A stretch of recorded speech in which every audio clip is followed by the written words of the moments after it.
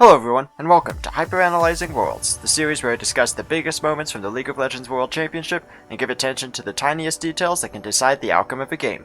This week we will look at some plays from the 2021 Worlds Quarterfinals. Up 2 games in their series against C9, BDD closed out the 3-0 sweep with this huge play on Zoe. Cloud9 also have two critical Scryer's Bloom trinkets to use to try and find out the Zoe in the jungle here for the transition over. Tournament lives on the line here, Sven. Going through, their body blocking, but then immediately falls. That's going to be Sven gone. That's huge. Fudge in the mid lane fighting Rascal. Does not have time to respond. BDD now, as Summoner spells start to come out, can look for blood. He can smell it in the water. He can see the semifinals in front of them, but Perks denies him for now. Now, immediately the engage, firing back. Blabber doing what he can. For now, Vulcan living, flashing out safety. Rascal going toe-to-toe with Fudge, but he will get 1v1 in the end. Ruler still standing as Blabber tries his best to hold the line, but Perks off on the backside. The stun will not connect. Blabber shut down. It's big for Ruler. The snare coming in. BDD, the stolen ignite. He's going to kill everybody if he's given time. Another stolen flash. He's popping off, but will it be enough? He goes back. Here on the edge of madness, but Life finds the shutdown with the help from the bubble. The deadly flourish, not gonna connect. Cloud9 positions in the river with the mountain drake about to spawn and Gen.G on soul point. BDD is the man to watch as he fishes for poke and sleeps from over the wall. He portal jumps over the wall and hits Sven with a paddle star, removing half of his health, and BDD follows that with a sleepy trouble bubble onto Sven as well. Sven uses his heal but has no way to stop himself from falling asleep.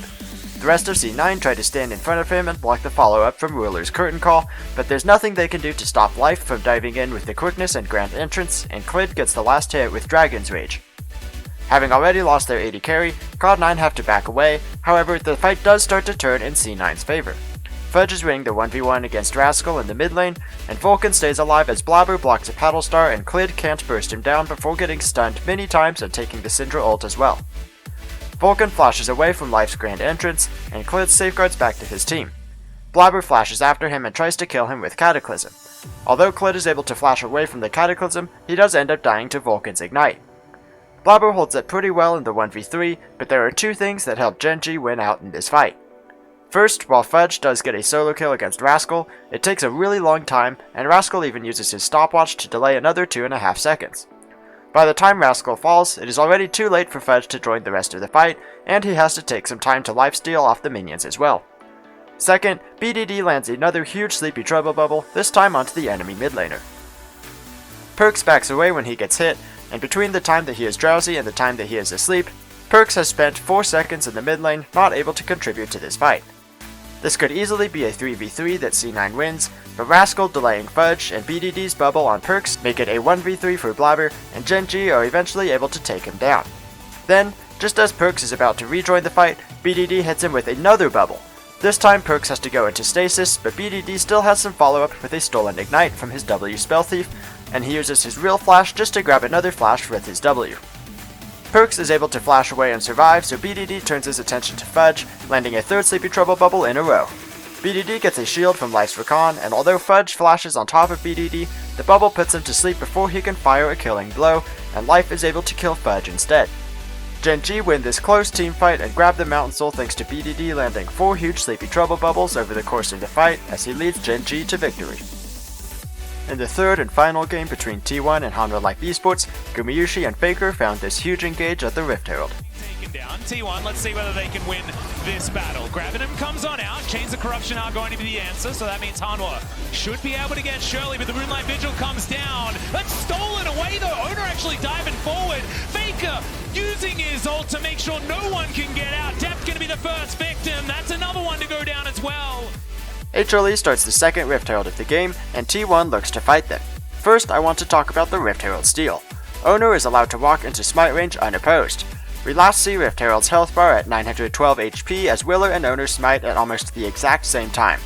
Willer's smite is slightly earlier, and since smite does 900 damage, that would leave the Rift Herald at 12 HP for Owner's smite to finish off. Now let's talk about the fight. It's rare that bot laners make big engages, but it's Gumayusi's Aphelios that makes the big play to start this fight. His Moonlight Vigil with Gravitum hits 4 HLE players, allowing him to root them all in place. This lets Faker follow up easily with Lysandre's Claw into a Ring of Frost to keep 2 of them rooted even longer, as Willer uses Ragnarok to ignore the CC. Faker self-ults to stay safe, and Ono flashes in for damage. T1 are able to get 2 kills on this side of the fight, while further downriver, Kiryu lands a nice hook on Chovy, and Gumayushi takes the lantern back, and the 2-1 bot lane are able to stop Vista from getting away. With 3 kills and a stolen Rift Herald, 2-1 gain a huge lead in this game and are able to close out a clean 3-0 series. In another Rift Herald fight, this time between Royal Never Give Up and Edward Gaming, EDG finds a great flank using Ryze's Realm Warp. Flash play that are gonna come consecutively here. Everybody grouping up for this Rift Herald. Even Misfortune trailing, but she has extra move speed to get there. This is gonna probably leash back as the team fight starts. There's RNG getting locked up a fair bit. This is gonna be the first one on the way. Smites for help, and it's a 2 for 0 so far. Yumi's just targets the 3rd kill. EDG thought you count him out, but they came to play. Looking for a 4th now. Not sure Ming can survive this one. He's gonna headbutt, pulverize, get the aftershock. A stun might do a little bit, but it's not gonna do a lot. Give Viper the kill, and EDG are taking him down. Edward Gaming starts the Rift Herald, and as RNG try to approach them, Scout casts the Realm Warp, teleporting 3 players behind the 3-man squad of RNG. Flandre and JJ step forward to force RNG back towards the location of the Realm Warp. Just before the Realm Warp completes, Viper casts True Shot Barrage, which always shoots from the spot Ezreal casts it, so even though Viper gets teleported away, True Shot Barrage comes from his original position down the river.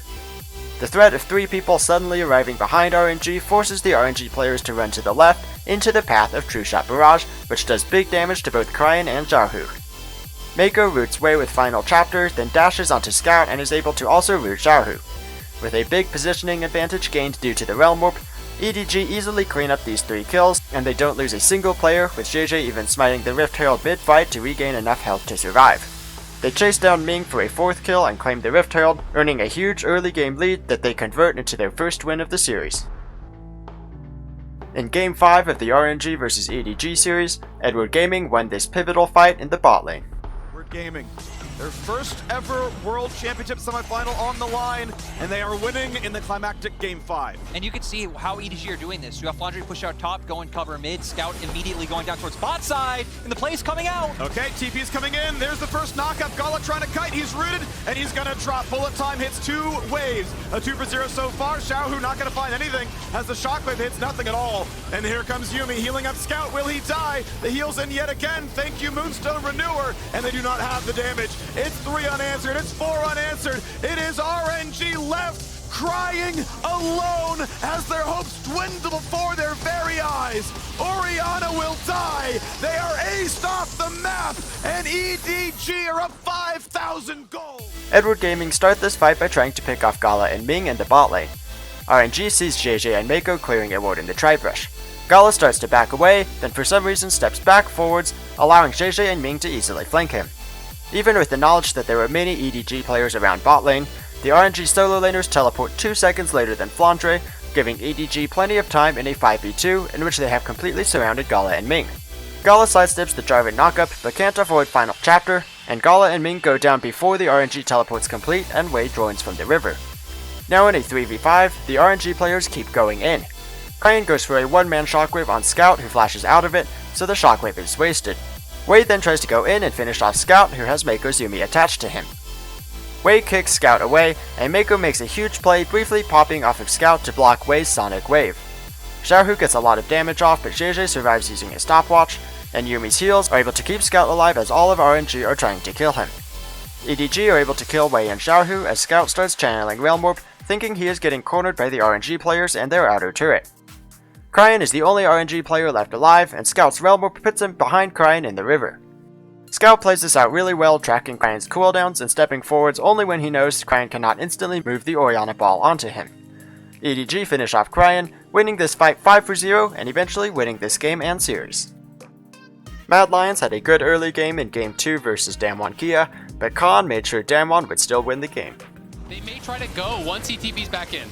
Look at Khan's positioning. That blue trinket did come down and he knows, so he's just trying to avoid the vision. Armin is aware of the potential flank. And we're going for 50-50. He's gonna go, he has flash. Khan has flash, slices and dices up the Mad Lions, and they did not respect Khan. Damwon Kia cleaned the Lions off the map. They wear their pelts as a cape as they ace them in the river. I want to start this clip 40 seconds before Khan's big Slicing Maelstrom to see how he found this flank.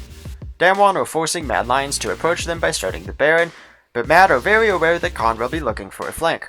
As Humanoid walks through the jungle, he uses the Oriana ball to check the blue buff brush, then walks back to make sure Khan isn't hiding in the wolf pit. Even as he enters the river, Humanoid leaves the ball in the blue buff pit, but it doesn't spot Khan even as he steps out of the brush he was hiding in. Meanwhile, in the river, Showmaker loses over half his health to an accelerated shock blast from Armut, and he is going to recall and teleport back. Mad Lions use this brief advantage to take positioning in front of the Baron pit, but even as they are all in the river, they place a blue trinket behind them, still looking for Khan. Khan starts looping around the blue buff wall, but stops before getting too close to the brush that now has a blue trinket ward in it. Armut then starts walking back into his own jungle to scout for Khan, but Damwon has taken back control over the Baron pit, and Baron's health hasn't reset, so Mad Lions realize they need to be at the Baron right now. They make the call to engage on Damwon in the river, so Armut turns back to the river before spotting Khan. As the Mad Lions step into the river, Showmaker also completes his teleport on the other side of the Baron pit, and this sets up perfectly for Khan to flash in with Slicing Maelstrom as Showmaker flashes in from the other side, trapping Mad Lions with Emperor's Divide. Damwon destroy the Mad Lions, winning this fight 5-1 and getting the Baron as they start a big comeback and maintain their perfect record at Worlds so far. Thank you for watching this episode of Hyperanalyzing Worlds. Hit subscribe and come back next week for my analysis of the Worlds semifinals.